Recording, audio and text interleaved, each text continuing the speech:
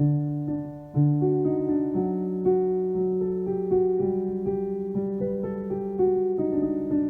did nothing wrong! Yeah, we did. We were supposed to fight for people who couldn't fight for themselves. Colossians chapter 2, verse 16. Let no man therefore judge you in meat or in drink, or in respect of an holy day, or of the new moon, or of the Sabbath days. Now, however, what Paul does not say is that we are forbidden from observing holy days or Sabbaths or Shabbat. So it's important to make that distinction. Those two statements are syntactically not equivalent. Let no man judge you in these things, and you are forbidden from observing these things. Those two statements are not the same statements. And as Brother Ruckman has said many times, and he's right, words that aren't spelled the same aren't the same words. Well, we might add that statements that don't use the same words are not exactly equivalent statements.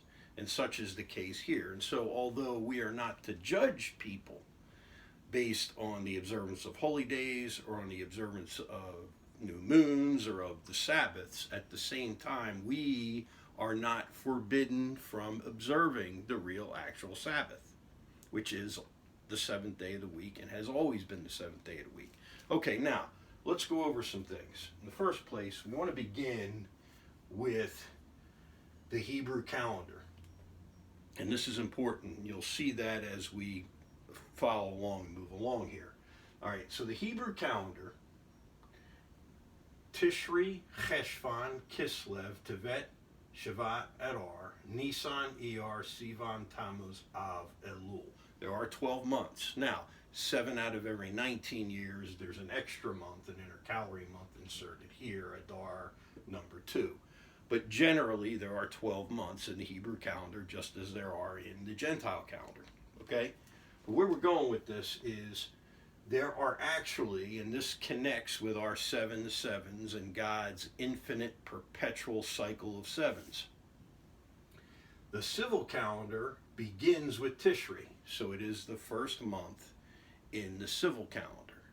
And Nisan, or Abib, is the 7th month in the civil calendar. However, the ceremonial calendar begins, Exodus chapter 12, with Nisan, or Abib, 1, 2, 3, 4, 5, 6, 7, 8, 9, 10, 11, 12. And Tishri is the 7th month in the ceremonial, or what they call religious, calendar. So you see here, the Hebrew calendar has 2 first months and 2 7th months. Okay? So in Luke chapter 1, when we're trying to deduce or figure out from the context when exactly Jesus was born, it depends on when you're counting from and what first month we're counting from. And so we may never know. Okay? However, it could have fallen somewhere right around here, Kislev. Okay? But let's move over here and let's talk about these observances. What you're going to see here is that every observance on this side that normally, generally, Americans observe, there is no scriptural commandment for us to observe them. And over here on this side, there are multiple scriptural references that suggest that we should, not just suggest, but command us and order us to observe them. Okay, now, we'll begin here, the first day of the week. The first day of the week, nowhere in the Bible does it command us, does Yeshua or any of the apostles command us to observe the day Sunday. Now, you are perfectly at liberty to do so, however, because you are Romans 14 protected. Remember Romans chapter 14, one man esteems one day above another, another person esteems every day alike. let every man be fully persuaded in his own mind, and that chapter is a reference to doubtful disputations, disputations about things that really shouldn't be disputed about, okay? And so the first day of the week is perfectly fine. If you want to cite 1 Corinthians 16, I think it is, upon the first day of the week was the collection of the saints. If you want to cite Matthew chapter 28, the first day of the week when they discovered Yeshua was resurrected out of the tomb, that's fine. And if you want to observe the first day of the week, that is fine, Sunday. However, Colossians chapter 2 does not forbid some of us from observing the real, actual, literal Shabbat, which is, and always has been, the seventh day of the week. Matter of fact, there is a command for us to observe the Sabbath. One place in the Torah, Leviticus chapter 23. Next, Thanksgiving. There is no place in the scriptures where we are commanded or ordered by God to observe Thanksgiving. However, you are still Romans 14 protected if you want to observe Thanksgiving and, celebrate and be thankful for when the first settlers came over here, the harvest, I think, of 1621, and their relationship with the Wampanoag Native American tribe. If you want to celebrate that as a day of Thanksgiving, you can celebrate any day as a day of Thanksgiving for that matter, and it would be perfectly fine. As a matter of fact, the book of Psalms is completely supplied with and loaded with the commands to give thanks to God. That should be on a continuous basis. It doesn't necessarily have to be on this day, Thanksgiving, but it certainly can be on the day of Thanksgiving. And so you are at liberty to observe Thanksgiving. You are Romans 14 protected. At the same time, somebody may want to observe Rosh Hashanah, the civil new year, which is the first of Tishri. And that person is perfectly at liberty to observe it. Let no man judge you in meat and drink or in respect of an holy day. That means one should not judge the other. It does not forbid someone from observing these Jewish feasts. As a matter of fact, Jesus and the Apostle Paul observed all of these. Okay? Somebody may want to observe Yom Kippur, Day of Atonement, the 10th day of that same month, Tishri. They are perfectly at liberty to do so, and there is a command to do so. Sukkot, there is a command to observe Sukkot in the same month, Tishri, meaning Feast of Tabernacles. Okay, now we get to Christmas. There is no biblical command to observe the birth of the Messiah, but it's probably a good idea to do that. It was an important event. Even Jesus himself never commanded us to observe his own birthday. The Apostle Paul never commanded us to do so. The Apostle Peter never commanded us to do so. John never commanded us to do so. James never commanded us to do so, etc. There's no biblical reference that commands us to observe the day of the Messiah's birth, although we are at liberty to do so because it's a good thing.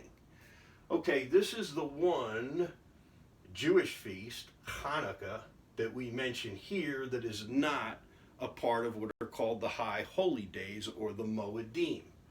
However, Jewish people in the Jewish community did observe Hanukkah, and Jesus observed Hanukkah, John chapter 10.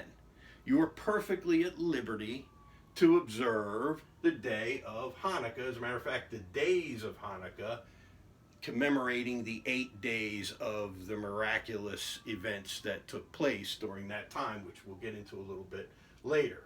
You are perfectly at liberty to do so. Easter, there is no command anywhere in the scriptures to observe Easter, although many people parallel Easter, which is in fact a pagan feast initially, a pagan observance, Ishtar, okay, has nothing to do with any command that God ever gave to anybody, but it is around the same time of the year as Pesach, Passover. As long as you keep in mind God and Jesus you can observe this day, and if you want to call it Easter Sunday, go ahead. However, nowhere are we forbidden as believers from observing the real actual Pesach, which is the Passover. As a matter of fact, Paul even says, not just in the Torah does it say that we should observe Pesach, but Paul mentions, 1 Corinthians 5, that Christ our Passover, not our Easter, Christ our Passover was sacrificed for us, and get the leaven out of our lives, meaning get the sin out of our lives on a continuous basis. So, although it's not a command, Paul strenuously mentions it and emphasizes Pesach, okay? And again, if somebody wants to observe it, they are Romans 14 protected. The same thing is true with Chag HaMatzot, the Feast of Unleavened Bread. We are commanded, Leviticus 23 in the Torah. Yom HaBakurim, the day of the first fruits, Leviticus 23, we are commanded to observe it. And Chag HaShavuot, the Feast of the Weeks, Leviticus 23, we are commanded to observe it, and we are at liberty to observe it. We are not forbidden from observing all these things. As a matter of fact, in the New Covenant writings in the book of Acts, first couple chapters, what you're going to find is that the day of Pentecost occurs right during the end of, or that feast on the 49th and 50th day. So you have 7 Sabbath, 49th day, the 50 days, Pentecost, 50 days, the Holy Spirit comes. Nothing wrong with commemorating that. We are Romans 14 protected in that instance.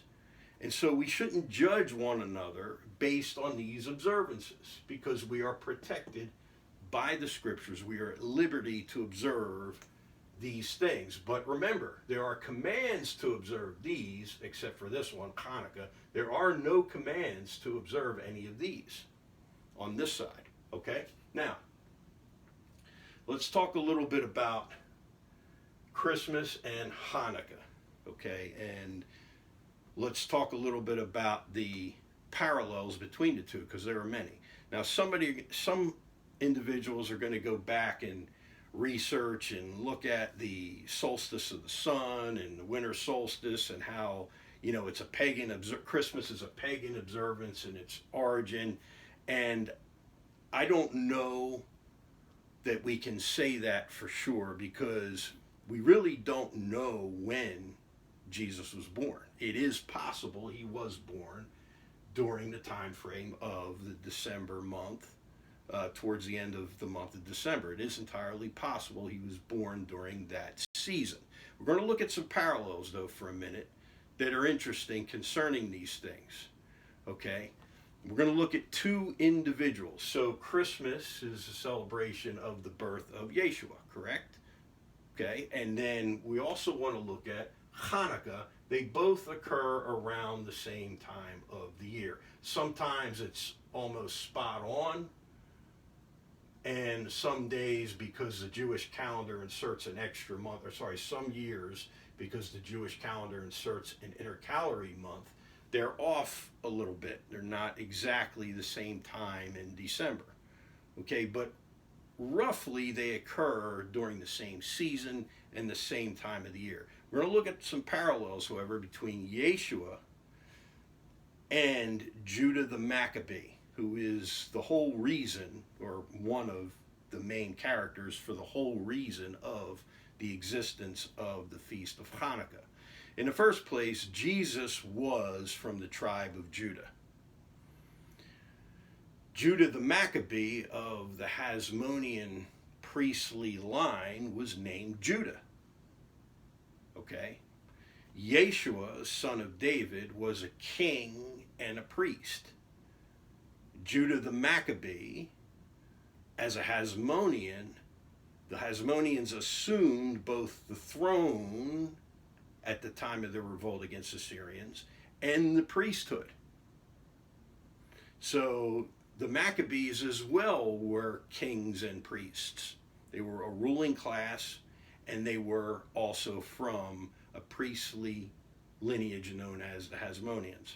Okay, Yeshua was peaceful, Isaiah chapter 9, for unto us a child is born, unto us a son is given, and the government shall be upon his shoulders, and his name shall be called Wonderful Counselor, the Mighty God, the Everlasting Father, the Prince of Peace, as the prophet Isaiah tells us. And so, peaceful, Yeshua was peaceful, and yet at the same time, he is very warlike when necessary. Revelation chapter 19, and I saw heaven opened, and a white horse, and he that sat upon him was called Faithful and True, and in righteousness he doth judge and make war. Okay, Judah the Maccabee, while a part of the priesthood, at the same time he was fully capable of war out of necessity, as we know by the history of Hanukkah. All right, Yeshua was opposed, and one of his main opposers in opposition came from a man by the name of Judas Iscariot, man of Kiryat. This Kiryat region is the Syrian-Israeli border. Judah's main opposition was, of course, a Syrian ruler and Syrian officials. So we see the connection there. Okay, Yeshua performs miracles of light. John chapter 8, I am the light of the world. Acts chapter 9, the conversion of Saul. Saul, Saul, why persecutest thou me? And Paul says, I looked, and a light shone from heaven, and I fell to the earth and said, Lord, who art thou, Lord? And he said, I am Jesus whom thou persecutest. It is hard for thee to kick against the pricks. And he, trembling and astonished, said, Lord, what wilt thou have me to do? So Yeshua is associated with miracles of light. Judah, under his leadership, we have the result of the Festival of Lights, Hanukkah, and in some cases it's referred to as the festival or Feast of the Dedication. Connected with also the miracle light from the menorah that shone and released its light for 8 days. Yeshua observed Hanukkah. We already talked about this, John chapter 10. Without that, we don't have the cleansing of the temple. We don't have this construction of Herod's temple. Without the construction of Herod's temple, which was in fact the second Judaic temple during the second Judaic time period, we don't have the temple that Jesus actually observed the Torah in. So yes, it is strongly suggested that Christians out there observe Hanukkah as well as celebrating the birth of Yeshua the Messiah, because there are parallels between them. And without Hanukkah, we don't have that temple. And what did Jesus refer to Herod's temple as? Matthew chapter 21, Mark chapter 11, and Luke chapter 19.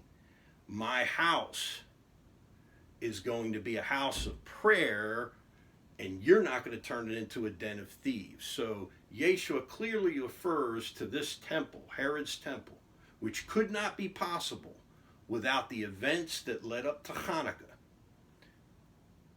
That temple, Yeshua refers to as his house. And so the significance is enormous. And so my suggestion is, yes, do not let those critics and those Grinches out there who are roaming out there waiting to steal your Christmas, do not let them steal your Christmas, and do not let them steal your Hanukkah. And have a blessed day.